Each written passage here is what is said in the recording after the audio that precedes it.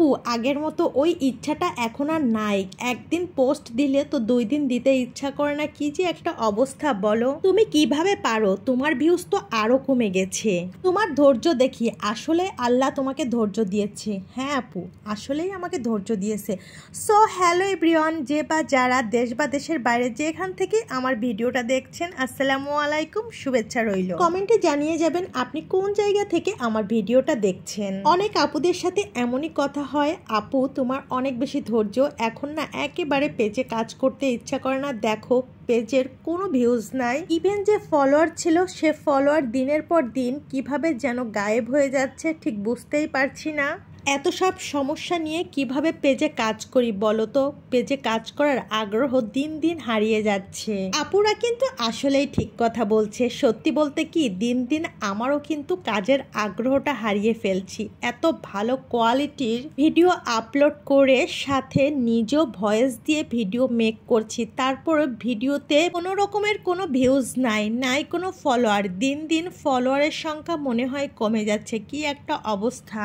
যাই হোক, কাউকে কিছু বলার মতো কোনো জায়গা নাই। আমরা ফেসবুকের আন্ডারে কাজ করছি। ফেসবুক আমাদের যেভাবে পরিচালনা করবে আমাদের সেইভাবে পরিচালিত হতে হবে, এটাই হলো নর্মাল ব্যাপার। অনেকেই বলে না যে অ্যাক্টিভ থাকেন সব ঠিক হয়ে যাবে। আমি বলবো আমার মতো অ্যাক্টিভ মনে হয় খুব কম মানুষ থাকে। আর টাইম টু টাইম ভিডিও, সেটা তো বিগত 6 মাস ধরে আমি টাইমের বাইরে কখনো ভিডিও আপলোড করি না। পৃথিবী যাই হয়ে যাক না কেন, ঝড় বাতাস তুফান যাই হোক না কেন, আমার ভিডিওর টাইম ওই একই শিডিউলে চলছে। অনেক কথা বলে ফেললাম, এবার একটু রান্না বান্নার প্রসঙ্গে আসি। বিগত যে পার্টগুলো চলে গেছে আপনারা তো দেখেই নিয়েছেন কি সব রান্না বান্না করলাম। আর এখন আমি বিকেলের নাস্তার জন্য কিছু রোল ভাজি করে নিব। এই রোলগুলো আসলে আমি তৈরি করিনি, আমার ছোট এক বোন আরিশাকে দিয়ে গেছে।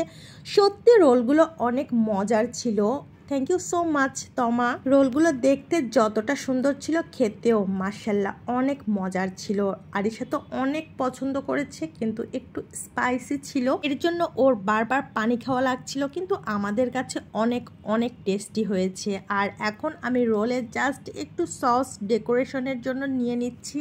যেহেতু আমরা খাবার দাবার নিয়ে ভিডিও করি, তাই যে কোনো কিছু সার্ভ করার আগে যদি একটু ডেকোরেশন করে নিই তাহলে ব্যাপারটা কিন্তু খারাপ হয় না, এই আর কি। আর রোলটা দেখতে কেমন হয়েছে অবশ্যই কমেন্টস করতে ভুল করবেন না। আর এই তো আমার কড়াই, মানে এই কড়াইটা আমাকে একজন হারপিক দিয়ে পরিষ্কার করতে বলেছে। আপু আমার হারপিক কেনার একেবারে টাকা নাই, আপনি একটু পাঠিয়ে দিয়েন। রাত একদিন গ্যাস না থাকায় চুলার জাল হঠাৎ বেড়ে যাওয়ায় এভাবেই কড়াইটা পুড়ে গেছিল। আর এভাবে আমাকে হালকা অপমান করে গিয়েছে এক আপু। কোনো ব্যাপার না, নেগেটিভ কমেন্ট আমার খুব ভালো লাগে। সন্ধ্যার নাস্তা করতে করতে আপনাদের কাছ থেকে বিদায় নিচ্ছি। আসসালামু আলাইকুম। সাথে থাকার জন্য ধন্যবাদ।